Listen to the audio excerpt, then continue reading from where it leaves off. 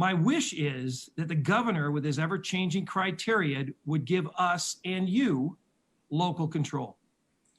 The new colored tier criteria that has backed us into a corner. I'm paraphrasing from the Placer County Board of Supervisors chair who stated, we cannot continue to keep segments of our economy shut down for some unknown, indefinite amounts of time as determined by ever-changing metrics of the governor.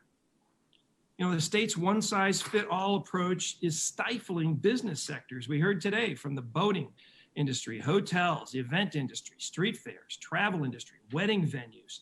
We all heard from them. And you know, for example, restaurants and churches, regardless of their size and capacity, are limited to no more than 100 patrons indoors.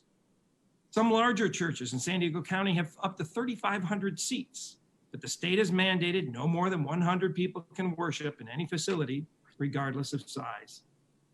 So I don't think there needs to be a choice between public safety and a strong economy. I still believe that we can do both. So in April, we were told we need to protect hospital beds, ICUs, and respirators, and that there was limited personal protective equipment. We achieved these goals, but I think we've lost sight of those original goals. As of September, now, we are in single-digit percentages of coronavirus patients in hospital beds. And we have proven we can identify, treat, and protect the most vulnerable people in San Diego County. Because of our county health professionals and staff, San Diego County is doing a great job. But the rules continue to change. The goalposts continue to move. We got off the watch list, and just a few days later, the governor changed the rules again to a flawed, color-coded system that now includes an adjustment factor that skews our actual data and our numbers. So in addition to changing rules, the state is now changing our data. The least restrictive color, yellow, only allows 50% capacities at gyms, restaurants, and churches, and has that requirement of less than one daily case per 100,000 people. Even if we had a vaccine, no vaccine is 100% effective, much less 100,000% effective. How are businesses and our economy supposed to thrive when we have these impossible metrics that keep businesses closed, or at least partially closed, indefinitely? We've been backed into a corner, and we are left with no other choice. And you've heard from many businesses today, it's not about the money and the CARES Acts and those things. They want to get back to work. And I'm sure they're all willing to do it safely. And they have told me that they can't go on much longer, much less even reach the yellow regime. The gist of this effort here today is that once again, the state has given us unreasonable and unattainable opening restrictions.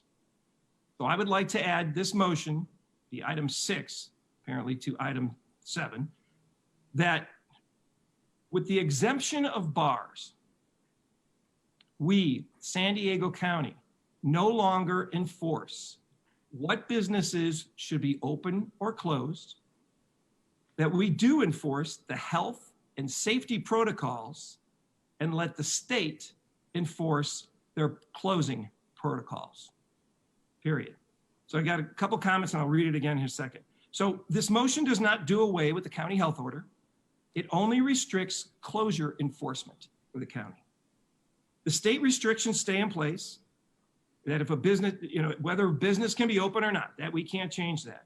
But if a business does decide to open, it will be at their own risk. With the state mandates, the state may enforce. The county will enforce safety protocols. Like I said, we've been backed into a corner with unreasonable and unattainable expectation. We've played nice. We've done all that's been asked of us. It's time for us to take that local control we've been asking for, to stay safe, keep our businesses safe, protect our most vulnerable, and be open for business. So I'll read the motion one more time. That with the exemption of bars, we, San Diego County, no longer enforce what business businesses should be open or closed. We will enforce health and safety protocols and let the state enforce their closing protocols.